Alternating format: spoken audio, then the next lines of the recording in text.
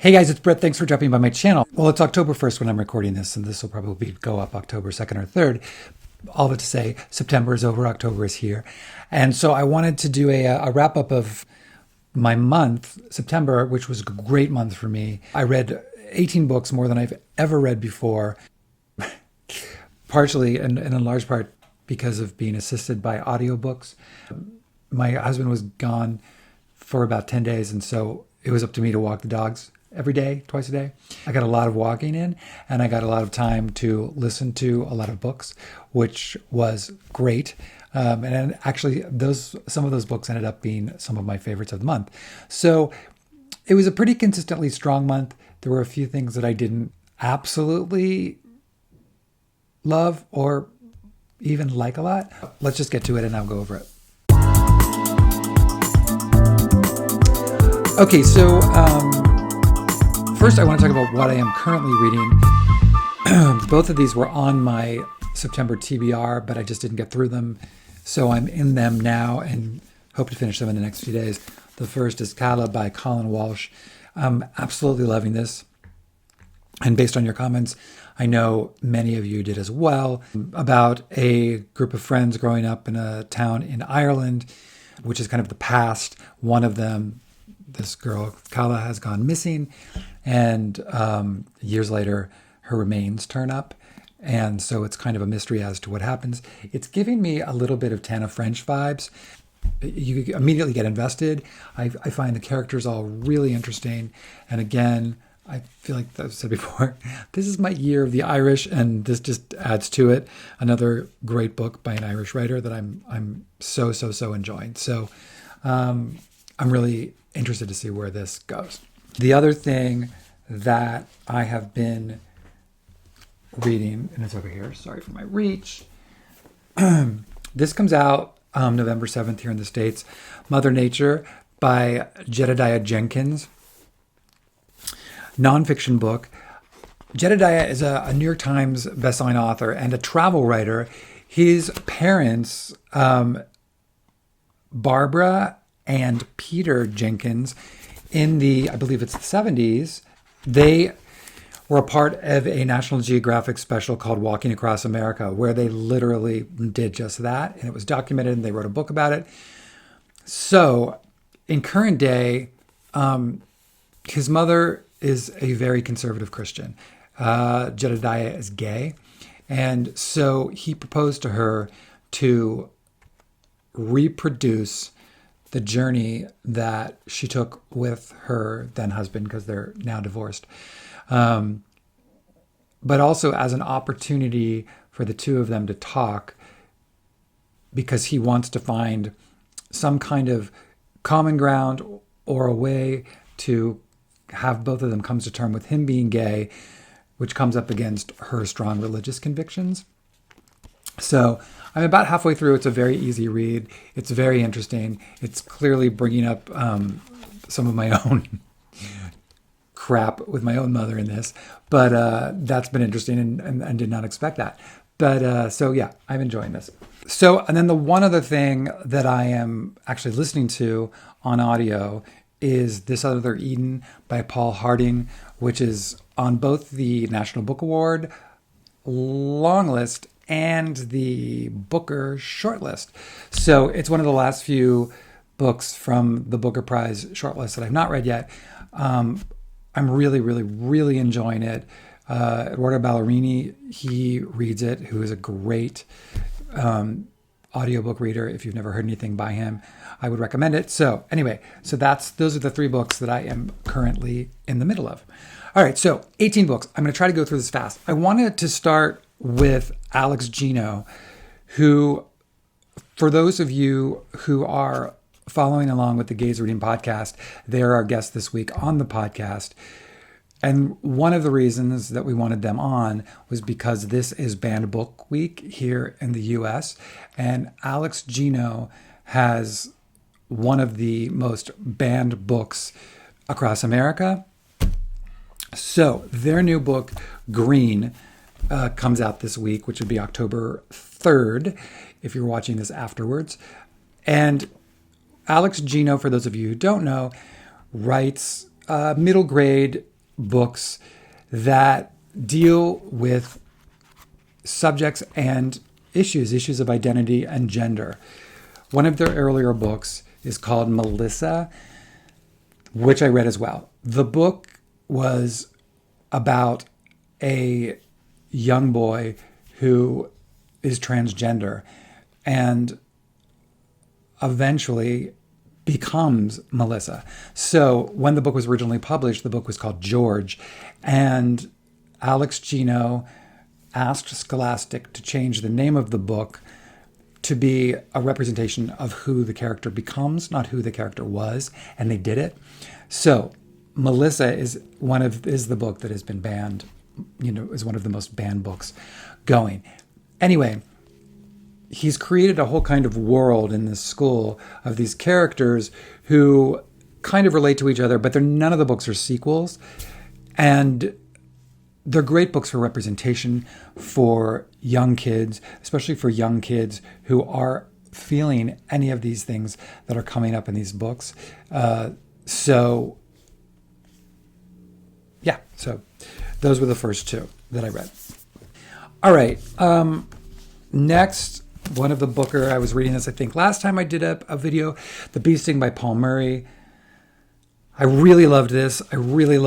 I never felt the heft of it in terms of while I was reading it. Certainly on my wrist I did. I had issues with the end a little bit. I absolutely did.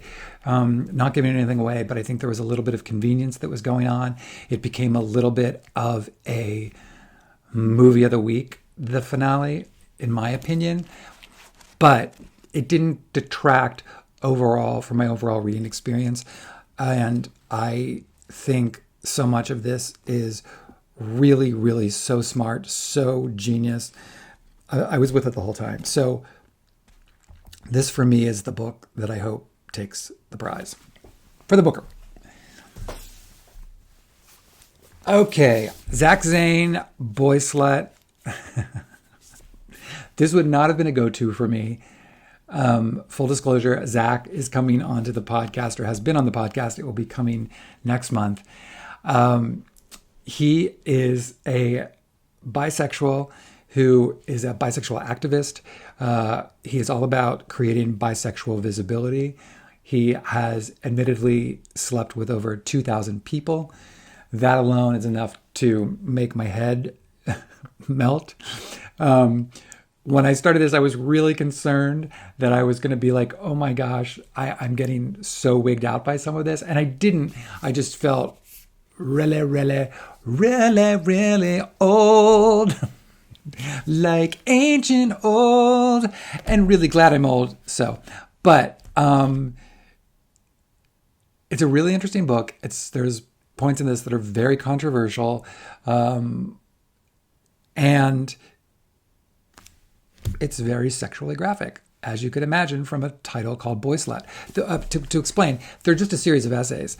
And a lot of I would say it's part memoir, part manifesto. And I think one of the things that Zachary is really looking for is that we kind of make conversations, we kind of remove the stigma from sex and from kink and make it more everyday conversation. And so we have a much more kind of open relationship in regards to our own sex and sexuality and the way that we deal with each other. So, Boy Slut.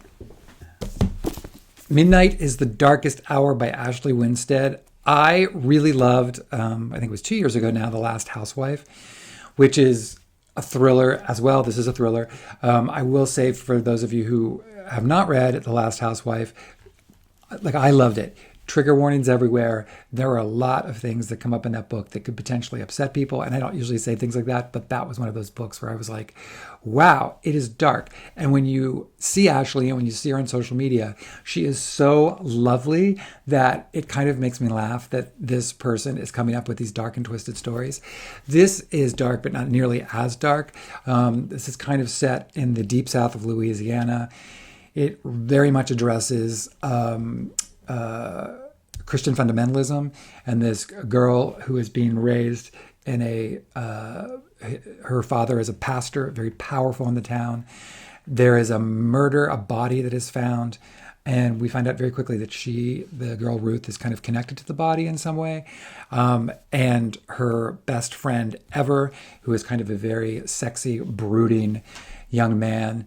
And is he what he seems? There's a lot of things that she's setting up. Is what he seems actually even real? So it's great book for October. I had a blast with this book. Really, really fun. I can't say it surprised me, but it didn't matter to me. It was kind of what I needed, just to have sometimes you just need a book that's totally different from something else and that's not incredibly heavy. This was all those things for me. So I really enjoyed it.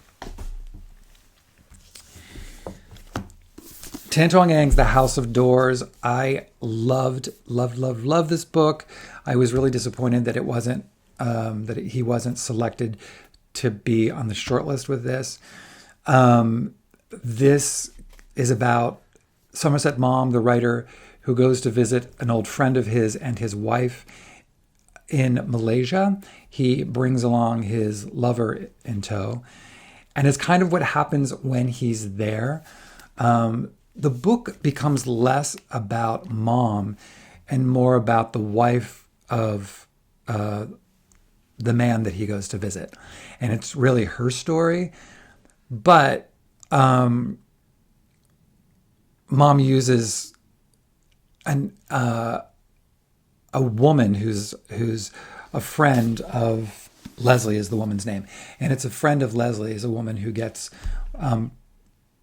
accused of murdering a man who was on their property, and the trial takes place. And that trial and that story, Mom turned into a short story called The Letter. So Tan Chuang Ng has said that House of Doors is really a companion piece to Mom's The Letter, and you should read this beforehand, which I absolutely did. I thought it was absolutely beautiful writing. I never read any Tan Chuang Ng before. I got a copy of The Garden of Evening Mist. That just came. This is the last. He has 3 books. All 3 were longlisted now for the Booker. The Garden of Eden Mist was shortlisted. So he's 3 for 3. He said this is the end of what he's calling his Malaysia trilogy, because all the books obviously then are set in Malaysia. And this will be the last. But really, really, really beautiful. I absolutely also think this cover is just stunning. So loved it. In the Form of a Question by Amy Schneider. Amy Schneider, for those of you who don't know, is the biggest female winner of Jeopardy ever, winning $1.4 million. She also happens to be trans. This is her story. The book is, and I think she talks about this, but it's less about Jeopardy and more about her. They're a series of, it's a biography, but told as through a series of questions that she asks. And hence the title. Talking about who she is, how she became who she is, her journey in all facets.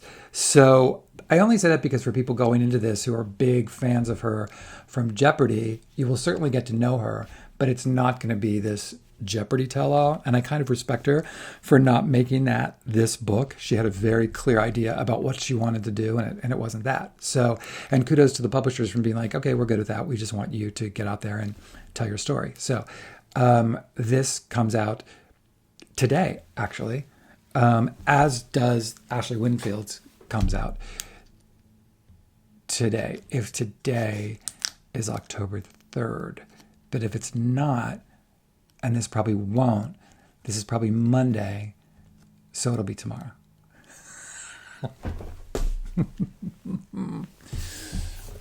All right, Lauren Groff's The Vaster Wilds. Was really excited to read this. So many people that I respect, are huge Groff fans. I'm kind of indifferent. I like Lauren Groff. I haven't read anything. I've read Fates and Furies. I've read Monsters of Templeton. I did not read The Matrix. So anyway, I was really excited to read this. And here's what I would say. Incredibly beautiful writing. So smart. I sat there kind of marveling at the craftsmanship of this book and what she was doing. I thought that the story was very compelling. I was never bored. I also split this between audio and audio reader. January Lavoie is a fantastic reader. So you can't go wrong there. And I thought that the last 5 pages were some of the most beautiful writing I've read this year. That said, I didn't finish it and it was like, oh my God, this is so amazing. I have to tell everybody about this. This is definitely going to be on my year-end list. I thought it was so incredible. I thought it was good. And that's it. But I just, for whatever reason, I feel kind of broken that I didn't have that reaction. And I wasn't like, oh my gosh, am I missing something? And I just don't feel like I did. I feel like it's just how it hit me. I did think it, like I said, beautiful writing. I thought there were some scenes in here that were just breathtaking, including one with a bear that was so amazing, just visually evocative. So yeah, I know a lot of people love it. Would I recommend it to people? Yeah, sure. I would say if you want a good book, yes. But would I say like, you have to read this? No. And I don't know what this means in terms of like now, I'm not dying to read The Matrix, I guess. So we'll see. All right, since we're in the woods, I'll stay in the woods for a moment. Wolf Song by TJ Klune. This is a reissue. He wrote these books, I think originally, I want to say in like 2016. Well, they've been reissued by Tor and these kind of beautiful editions. And there's 4 of them: Wolf Song, Raven Song, Heart Song, and Brother Song. Basically, they're werewolves. They're werewolves with a queer bent. The kind of protagonist, the lead guy, is a werewolf who gets pulled into this pack, or he's human, gets pulled into this pack. And I have to say, like, I've now read all the TJ Klune books. I mean, the newer TJ Klune books, and I love TJ Klune, but these really this might be some of my favorites. I haven't read the next one, but I hear they get better. You know, there was a point in this when I started to think, all right, it's getting a little, no pun intended, long in the tooth. I needed to kind of wrap up. I easily felt there could have been 50 pages taken out. That said, I'm certainly I already have the next one. I'm going to keep going. I want to know where this is going to go. And it's good. It's much more adult than his other books to me, which is weird because it started feeling very young adult. And then, you know, it becomes, I kind of had to settle into the rhythm of what he was doing with these very short sentences. And then I did, and I really loved it. Like I said, it becomes very adult. So yeah, I'm totally in. I'm totally in for the rest of the series. Nobody Needs to Know by Pigeon Pagonis. This book blew me away. Not even the book so much as their story and what I didn't know. Pigeon Pagonis is intersex, and I really wasn't aware of what intersex completely was, nor did I even, I'm just putting out there my ignorance, completely know that the I in LGBTQIA was intersex. And I started to ask a lot of people afterwards, do you know what intersex means? Do you know what intersex means? Some people did. More often than not, people didn't. Some people said, well, that's a hermaphrodite, right? Which, yeah, but that's a dated word, and no. So, but even that, to think what that is and who that person is, wow, my mind was blown by this. There are as many intersex people as there are twins and redheads in the world. You just might not know. And sometimes many intersex people might present as transgender people. But this is Pigeon's story. Pigeon was ultimately raised a girl, despite being born with undescended testes. It blew my mind. It put me down this whole wormhole. And if you have Peacock, the streaming service, I would highly, highly, highly recommend watching a documentary on there called Everybody. It was in theaters this past June. It is worth your 2 hours. It is so mind-blowing and eye-opening. Pigeon makes an appearance in it, but it follows 3 individuals who are intersex and their stories. It's really amazing. I can't say enough about it. So, and this book really opened my eyes to things I just didn't know. So I would completely recommend this, as well as that documentary, if you can get your hands on it. Okay. Okay. I.L. McElroy's People Collide. I did not read The Atmospherians. I have it somewhere here, but got a copy of this. And thank you, Harper Via, for it. A crazy, insane story about a newly wed husband and wife. They've been married for like 6 months, who one morning wake up and they've switched bodies. But it's, I say that and you're like, oh, it's Freaky Friday. It's not. It's so not. And really what it is the husband wakes up and most of the book is told from his point of view.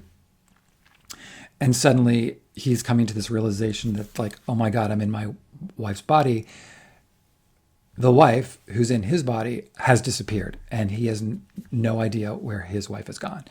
So, oh my gosh, this book, it would be such an incredible book for a reading group because the discussions that are going to take place about gender and sexuality and roles and marriage, and it is so thoughtful and thought-provoking. And it really also works as a trans story, which is crazy. And I think when you read it, you'll completely understand that. It's this total allegory for trans individuals.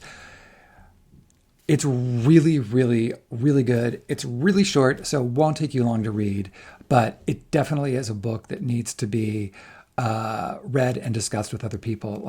And if that's you, please tell me because I'd love to talk about it. But I really, really, really liked this. Disorderly Men by Edward Cahill. Really liked this as well. Edward Cahill, this is about 3 different men in pre-Stonewall riot New York who are all caught up in a gay bar raid, who end up going to jail for the night. One of them's a lawyer, and he's kind of like the top of that food chain. But what happens to the 3 of them, when I originally got the book, thought, oh, they're going to meet in this jail and kind of forge this bond. It's not that at all. It's more like what happens to them and what happens to them afterwards. And you know that eventually their lives are going to intersect in some ways and what happens. Really interesting, really kind of thoughtful. I really liked it. Shark Heart, a love story by Emily Haybeck. I didn't really love this. This is all over social media right now. People are loving this thing. You know, the basic premise is this: a husband and wife that are together, and he slowly comes down with a condition that's turning him into a shark. I know it sounds so bizarre. It doesn't play as bizarre as you'd think. It's played very straightforward. It's played very realistically. I started this on audio, and part of my problem was Emily Haybeck makes the decision to write a lot of the scenes in this book as literal scenes, like 2 characters, dialogue, looks like a script. So when I was sitting in the car listening to this, it was like, Ren, would you like your book? Lewis, no thank you. Ren, but you always read before bed. Lewis, I don't feel like reading. Ren, are you sure? Lewis, yes. Okay, so listening to that in the car, I was like, this does not work. So I switched to just the book. I loved the idea of this book. I thought it was really interesting. But the other thing that was strange to me is you had this kind of love story between these 2 people, and she was ultimately going to lose her husband to the sea. And then it switched narratives. Like that is like the first part of the book. And then it takes a whole other, like goes into the past with one of the characters' mothers. I don't know. It didn't work for me. I think that she could be a really interesting writer. I would totally check her out again. And, you know, I know a lot of people have completely flipped for this. I just wasn't one of them. It didn't work for me. I Will Greet the Sun Again, Bakashiyar Kabusani. This, I think I talked about this a little bit on my last video. 3 brothers who are Pakistani Americans, immigrants who, growing up in the San Fernando Valley of California, It's a very simple story. It's told from the point of view of the youngest boy who's also coming to terms with his homosexuality. There's a lot of beautiful writing in this. I really, really, really enjoyed it. It's one of those books that, am I going to remember in 6 months? I don't necessarily think so. But if you're somebody who liked Javier Fuentes' Countries of Origin or Call Me By Your Name, it's totally in that wheelhouse, has that same kind of vibe to it. I don't know if I thought it was as strong as either of those books, but I liked it. All right, just in time for the holidays, The Old Gays Guide to the Good Life. This is going to be coming out close to Christmas. The Old Gays are, for those who don't know, they're this massive TikTok sensation that kind of exploded during COVID. And they have well over 1 million followers now. They're these 4 old guys who live in Palm Springs and do crazy, wacky short videos and dresses and videos and all different kinds of stuff. They're hysterical. And, as we do, we give them a book deal. So their book is coming out, and it's basically a reflection on where they all came from. And I loved that part of this because they're all survivors and they've all lived through humongous points in gay history, not the least of which they all survived the AIDS epidemic, and they were in the midst of all of it. So it's really fun. They're really fun. And I found myself surprisingly moved by a lot of it. So the last 3 books were books that I don't have physical copies of. 2 of them were from the Booker long list. The first being Old God's Time by Sebastian Barry. I know some people didn't like this. I loved this. I listened to this on audio. This is when I was walking the dog every night. Irish, first book I've read by Sebastian Barry. Beautiful writer. Yes, it is huge trauma. This is about a man who is widowed, who's actually, both of his children have died too. He is a retired cop, and the current captain and 2 police officers arrived to his house one night to talk to him because they want to go after a priest who is accused of molesting some children. So it brings up a lot of this man's past.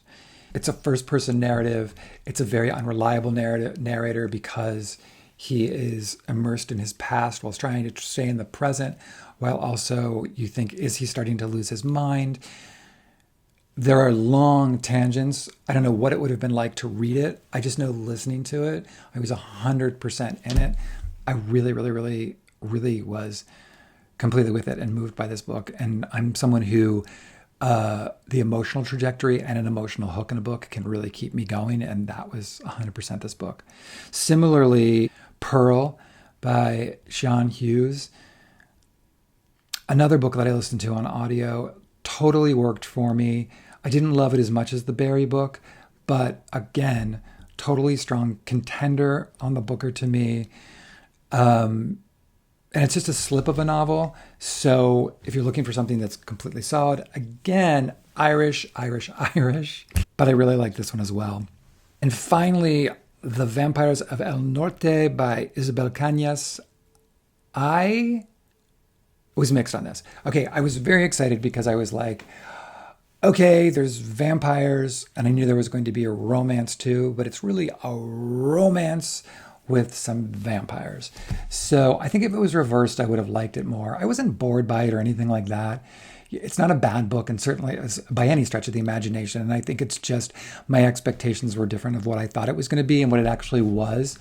I would recommend it to people, say in October, who lean into a romance book but want a little something that's sinister. I would say absolutely try this out.